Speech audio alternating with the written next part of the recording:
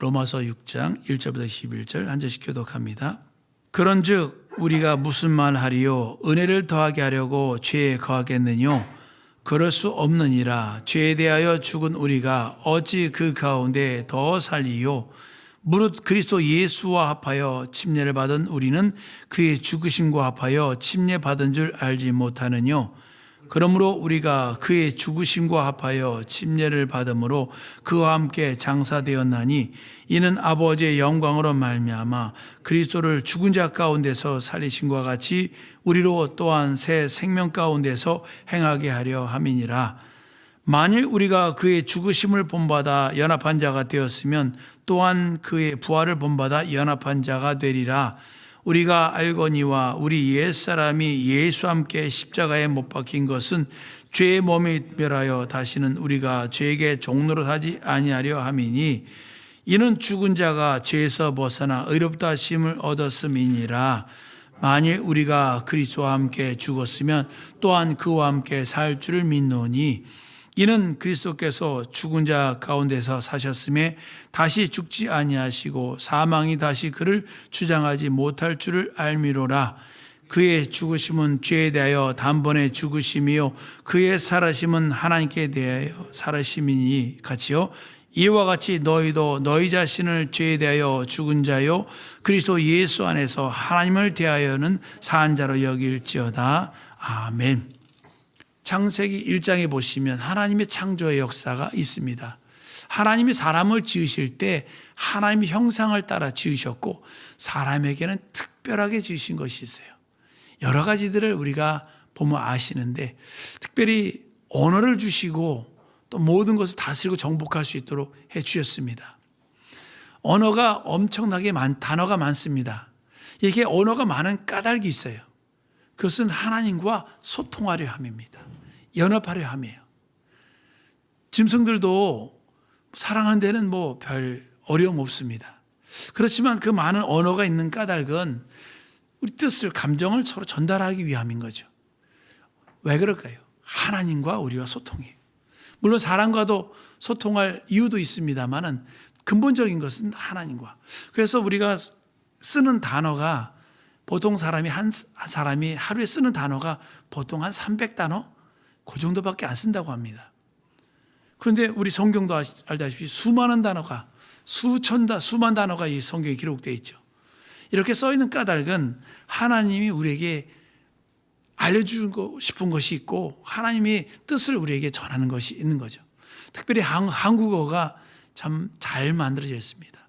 똑같은 건데도 이 색깔이 노랗다, 누렇다, 이렇게 여러 가지 색깔들이 샛노랗다 이렇게 다양한 언어로 되어 있는 것은 그것을 다양한 것들을 표현하기 아주 좋은 언어로 되어 있는 거죠. 그래서 그런지 우리 한국 사람들 예수 잘 믿는 것 이건 성경적이진 않습니다만 그런 것 같습니다. 그런데 문제는 하나님과 이렇게 소통된 우리 인생들에게 죄가 들어왔다는 거예요. 마귀는 그 여자에게 유혹을 합니다. 야, 선악을 알게 한 나무 실과 먹으면 하나님처럼 된다. 그래? 하고 그 생각을 수용하는 순간 보암직도 하고 지혜롭게 할 만큼 탐스럽게 보이는 거죠. 그리고 따먹었습니다. 눈이 밝아지긴 밝아졌어요. 벌거벗은 것을 알았습니다. 근데 그것도 좀 이상한 거죠. 아니, 그전에는 안 벌거벗고 살았나요? 근데 왜 그게 벌거벗게 보였을까요? 다른 동물들도 다 벌거벗고 삽니다. 근데 왜 그렇게 보였을까요? 하나님과 사이를 가려야 할 만한 것을 찾게 된 거죠. 그래서 그들은 1차적으로 이 무화과나무 숲에 숨습니다. 나무 뒤에 숨습니다. 그리고 무화과나무 잎을 따서 옷을 만들어요. 이게 부끄러움을 가리기 위해서. 하나님처럼 된 것이 아니라 죄의 종노릇을 하게 된 것입니다. 그랬던 인생들에게 하나님은 아담아 어딨냐 부르십니다. 내가 하나님 것을 두려워하여 숨었나이다. 누가 너에게 선악을 알게 나무 실과를 먹게 했냐. 여러 가지 이제 일이 있게 됩니다. 근본적인 문제는 선악을 알게 나무 씨를 먹는 날엔 정령 죽으리라는 거예요. 그 죽으리라는 것이 호흡이 멈추는 것이 아닙니다. 하나님과의 단절이죠. 그리고 하나님과 단절이 된 사이에 바로 무엇이 개입되냐면 바로 하늘에서 타락한 천사인 사단이 개입하게 됩니다. 그리고 세상 임금인 마귀로서 군림하게 됩니다. 요한복음 8장 44절에 보면 이제 우리는 마귀의 종된 그때로부터 우리는 우리의 본성이 아닌 하나님이 지으신 본성이 아닌 마귀의 생각대로 살기 시작하고 죄를 우리 것인 것 양 살고 있습니다. 뉴스를 보기가 겁나요. 여기서도 아주 이런 범죄 저런 범죄로 인해서 진짜 말로 할 수 없는 일들이 뉴스에 나옵니다. 그 이유가 뭐겠습니까? 바로 죄를 짓는 원흉인 원수에게 속해서 사람들이 믿지 못하고 또 그래서 계약서도 쓰면 엄청나게 두꺼워지잖아요. 점점 두꺼워지죠. 법전도요 점점 두꺼워집니다. 사람들이 특별히 한국 사람은 머리 좋잖아요. 그만큼 죄도 아주 교묘하게 짓습니다. 그 모든 근원이 마귀로부터 오는 거예요. 그 마귀로부터 오는 우리 인생들 하나님은 그와 같은 버려진 더 타락한 인생들을 버리지 아니하시고 그들을 구원할 계획을 세우십니다. 그래서 선악을 아는 일에 우리 중 하나같이 되었으니 안다는 야다라는 단어가 경험한다는 뜻을 아시죠? 경험하다는 뜻입니다. 곧 삶과 죽음을 경험하는 거예요. 우리 중에 하나가 되었다. 바로 하나님의 아들이 이제 말씀 육신이 되오시고 고난당할 일들이 이제 계획되고 진행되기 시작합니다. 이제 마침내 그가 오셨어요. 그리고 그가 이제 하나님의 말씀대로 언약하신 대로 그가 오셔서 세상의 죄를 지고 오셔서 그가 마침내 십자가 달려 죽으셨습니다. 그게 2000년 전이에요. 2000년 전에 하나님의 아들이 십자가 달려 죽으시고 이제 우리에게 그 공로를 우리에게 은혜로 끼쳐주셨습니다. 그리고 죽으시고 부활하신 다음에 침례를 주라고 말씀하세요. 침례가 무엇입니까? 오늘 여기 로마서 6장이 말씀하고 있죠. 예수와 함께 죽고 예수와 함께 사는 것. 이것이 침례입니다. 물로 받는 것이에요. 잠깐 2초, 1초, 2초 동안 물속에 들어갔다. 그러나 중요한 건 침례하시는 목사님이 여러분에게 말씀하셨을 거예요. 예수와 함께 죽고 예수와 함께 살았도다. 말씀대로 그렇게 선포합니다. 그래서 여러분은요, 성경에 말하는 것처럼 여러분 거듭난 사람들이고 새로운 피조물입니다. 우리가 자연인으로서 우리가 똑같이 대한민국 사람이고 한국어를 쓰는 코리안이에요. 그렇지만 여러분 예수와 함께 죽었다는 사실 여러분 인정하지 않을 수도 있지만 그러나 하나님이 인정하십니다. 그리고 예수와 연합하여서 사는 것. 우리가 침례받는 것은요 대단히 중요한 거예요. 예수와 연합함으로 말미암아 그 전에 아담으로부터 오는 그 생명이 이제 끝나고 예수와 연합하여 창조자의 생명으로 사는 것. 이것이 바로 침례입니다. 그래서 감람나무의 비유도 말씀하시잖아요. 돌감람나무였던 우리가 참 감람나무에게 접붙임 바 되었다. 여러분 알다시피 지금 3월 19일입니다. 이 가선에 가보면요 나무들이 가지리 잘라져 있어요. 가지치기를 했죠. 그 나무가 죽었나요? 살았나요?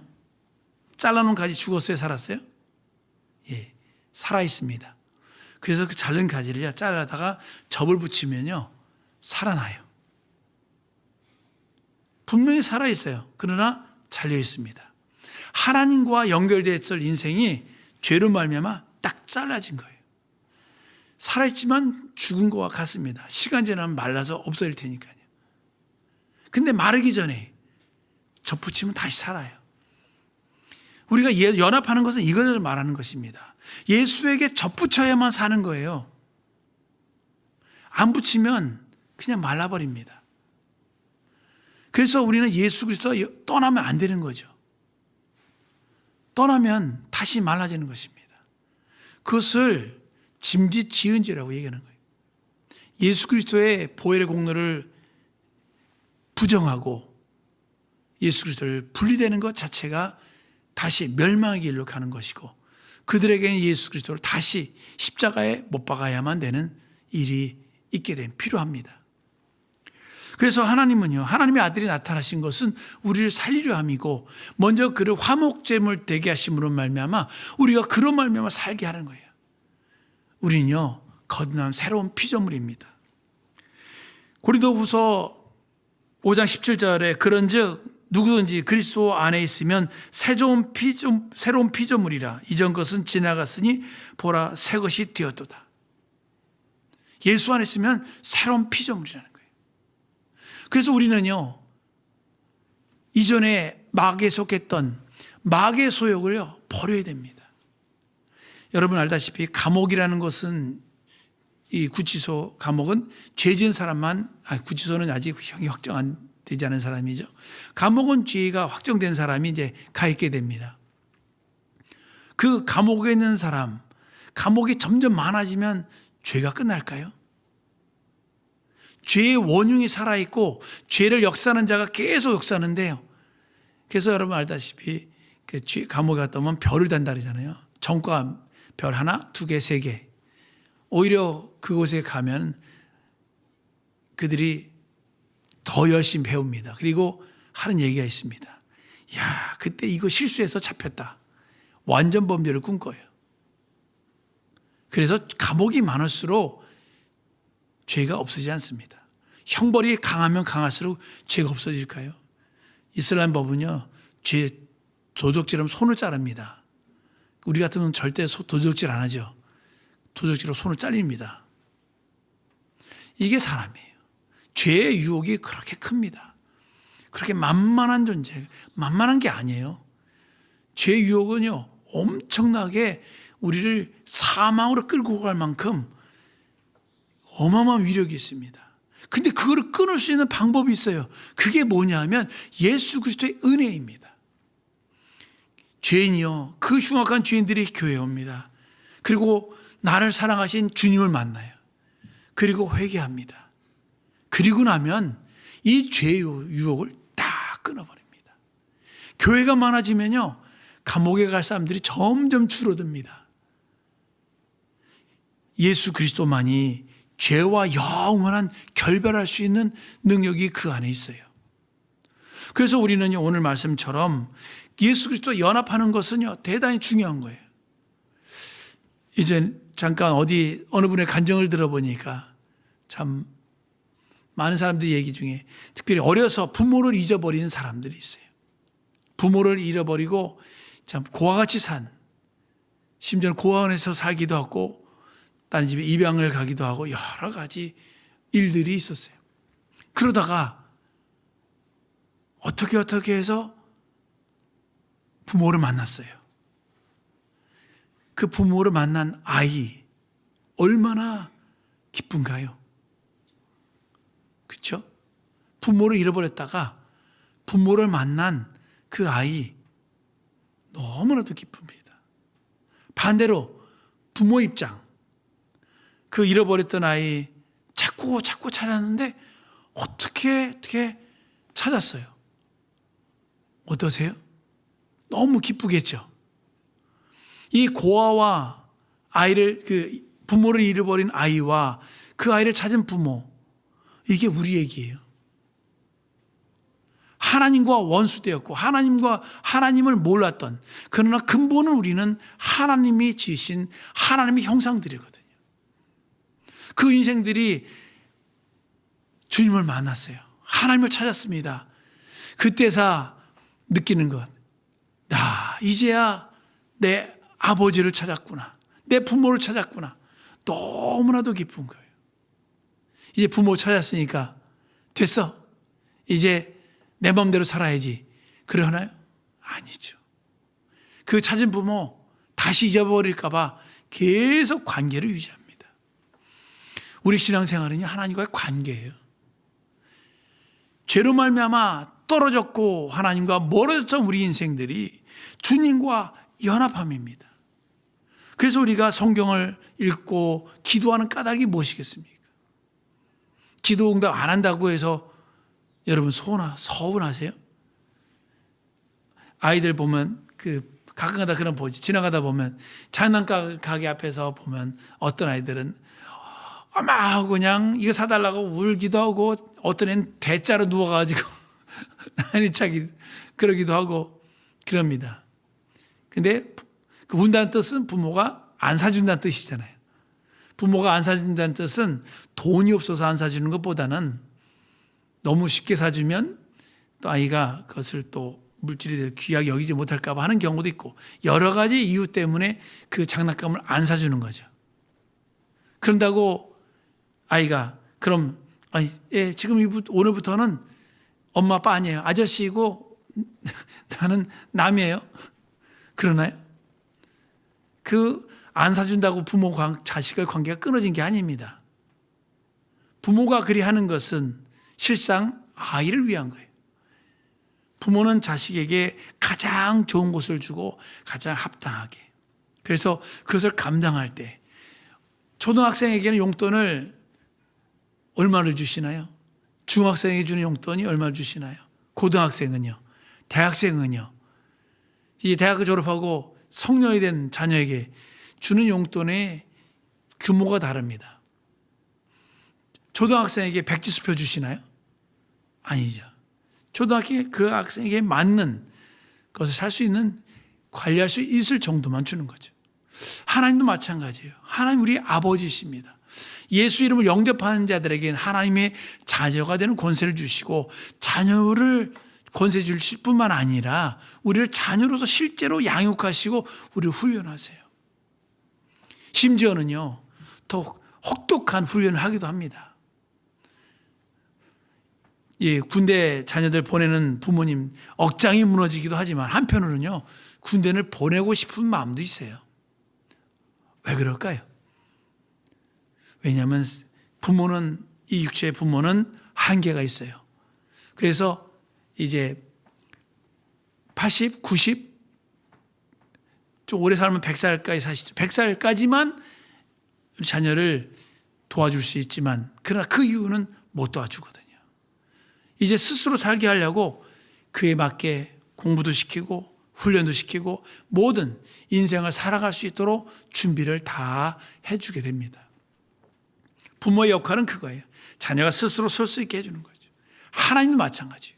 우리를요, 로마서 8장 13절부터 17절까지 보시면 성령이 우리를 인치심으로 말미암아 하나님을 아버지라 부르게 해주시고요, 이제 성령이 인치심이 되면 하나님 후사가 돼요. 후사가 된즉 거기 보시면 고난도 주신다는 사실입니다. 왜 고난을 주시냐? 그 이유는 영광을 주래요. 우리 한번 성경, 우리 로마서 8장 한번 실제로 한번 보시죠. 16절 17절 제가 읽어드릴게요. 이 로마서 8장 16절 17절. 성령이 친히 우리 영으로 더불어 우리가 하나님의 자녀인 것을 증거하시나니, 자녀이면 곧 또한 후사 곧 하나님 후사요 그리스도와 함께 후사니 우리가 그와 함께 영광을 받기 위하여 고난도 함께 받아야 될 것이니라. 아니, 영광도 좋고 다 좋은데 갑자기 뜬금없이 고난이 떡 등장해요. 이유가 있습니다. 고난이라는 것은 우리를 성장하려 함이고요, 마치 쉽게 해서 성장통이라는 거 들어보셨죠? 저도 기억이 납니다. 막 자랄 때는요, 저녁에 잠을 자려고 그러면요, 다리가 얼마나 아픈지 몰라요. 그래서 어떤 높은 데다 올려놓고 자기도 하고 그랬죠. 근데 지금 생각해 보면요, 그때 기억이 나요. 성장통이 있을 때 실상은 나중에 이쪽 생활기록부를 보면서 깜짝 놀랐어요. 1년에 13cm가 자랐더라고요. 결국 한 달에 키가 1cm씩 자란 거예요. 제 키가요. 성장통이 그와 같습니다. 자랄 때 자라면서 통증이 있거든요. 하나님 우리에게 고난을 주신 것은요, 마치 성장통과 같습니다. 우리를 너 그래 고난 좀 당해봐라, 그게 아닌 거예요. 여러분, 이 팔의 근육을 만들려면 어떻게 만들어야 되죠? 무거운 거 들고 움직여서 근육을 만들어야 되잖아요. 이걸 헬스하는 분들 그러더라고요. 상처를 준다고 얘기해요. 근육이 힘을 과도하게 주면 근육이 상처가 나요. 그러면 이게 잘 때 여기에 단백질이 채워지면서 근육의 숫자가 늘어납니다. 그렇게 되는 거예요. 하나님 우리를 연단하시는 것은 우리를 관계를 끌어내는 것이 아니라 우리가 스스로 이제 장성한 자가 되고 영광의 후사가 되기 위해서 우리를 훈련하는 거예요. 여러분 캥거루 아시죠? 어렸을 때는 엄마의 이 주머니에 삽니다. 근데 캥거루가 얼마 정도 크면 거기서 나와야 되지 않겠어요? 근데 캥거루가 어렸을 때 저도 이제 아이를 어렸을 때 이게 어깨 띄고 다녔습니다만 어깨 데리고 다니는 것도 한 3살, 4살은 되겠지만 초등학생이 어깨 띄고 다니면 좀 이상하겠죠? 20살 먹은 아이를 업고 다니시면 좀 이상하지 않나요? 자녀들 너무 과잉보호하는 것은 사실 아이 영혼을 학대하는 것입니다. 왜냐하면 그 아이는 그 아이로서의 삶이 있어요. 하나님의 계획이고 뜻이 있습니다. 우리도 마찬가지로 하나님이요, 우리를 연단하시는 것은요, 여러분을 사랑하시기 때문에 그렇고 여러분에게 상 주려 하심인 거예요. 아무리 그래도요, 하나님 절대로 이 관계를 끊지 않습니다. 우리가 그 관계를 놔버리기 전에는 하나님이 절대로 놓지 않습니다. 우리가 오늘 성경 말씀, 그래서요, 그리스도와 함께 침례를 받은 사람, 그래서 먼저 예수께서요, 그가 고난을 당하시고 십자가 달려 죽으셨어요. 사순절 기간입니다.